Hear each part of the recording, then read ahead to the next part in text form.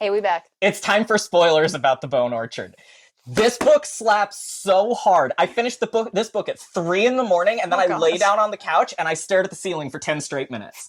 Oh, okay. And then I had to go to bed because I was just done, and there was nothing else I could do with the day because Yeah. I just had to be done because this book just like broke my brain. Um, Yeah, so if you want to read this book and you don't want spoilers and stuff, don't watch this. yeah, Watch we the have recommendations a video. different recommendation Yeah. video that's like some broad strokes, a little bit more in depth than what's on the back, but not that much further. Um, Some stuff about this book. yeah, Yeah, so the woman, this book breaks a bunch of her brain pieces apart because she can't handle living this with book all really of her gets bits in her. into one of my favorite subgenres of sci-fi. This Yeah. is not sci-fi, but one of my favorite subgenres of sci-fi is like what makes an artificial creation a person. Like True, yeah. your AIs, your robots, your androids, whatever. And This isn't sci-fi, but it's kind of organic sci-fi. it's got kind of a like she creates bodies in her garden out of bones and then like grows the rest of it in tanks. it's got a very strong, sufficiently explained magic is indistinguishable from technology kind of energy to it. Also, the control mechanisms they put in people's brains. It's clockwork. Like, it's straight up, like, we have... Like, they're kind of, like, magically wiring in your brain. They're artificer shit. Yeah, like, it's very much a world populated by D&D artificers and psychics. True. And the overlap in that Venn diagram is really interesting. Yeah. But this book gets a lot into the question of like, okay, if you create a copy of yourself and then you put large pieces of yourself into that copy, at what point is that copy no longer part of you? And like, they're not anymore. There's specifically Pain is like a whole separate entity. Pain is a autonomous person who renames herself by the end of the book. Like, yeah, like she goes out in the world. She's allowed outside of the brothel, which she's the only one who's allowed outside of the brothel. She like interacts with the fire drinkers who are the police people. And she's so adored. I really love one of the biggest distinctions between Pain and Charm, the actual like core personality, is that Charm is very charming, but not especially likable if you spend a lot of time with her. No, she's like she's a businesswoman. She's charming. Yeah, she's a very professional customer service woman. Yeah, like she knows exactly how to work a person, but Charm knows how to like Charm specifically. Her job is not to have like sex with people. She specifically takes people's pain. And like Pain's whole thing is that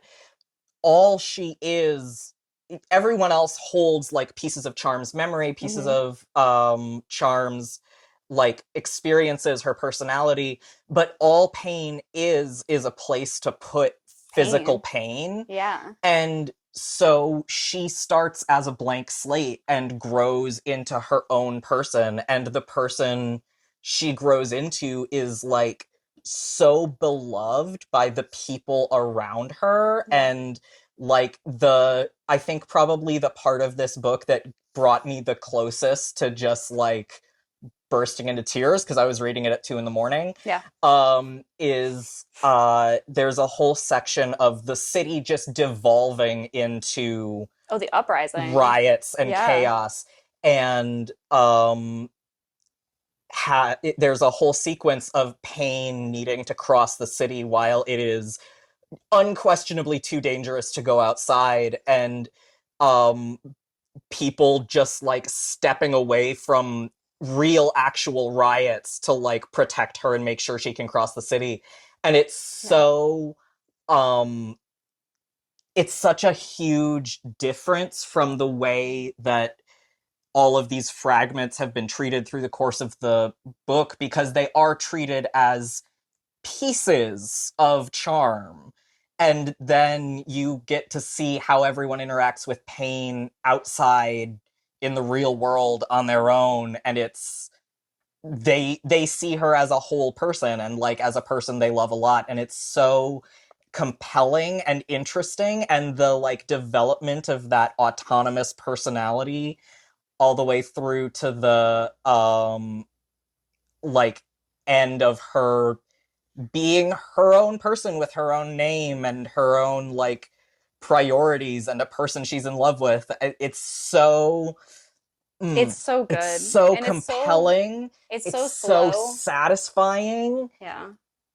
No, It's so it's a fucked beautiful up. look at like personhood through these like aspects of person in a way that I've never seen before, which is amazing.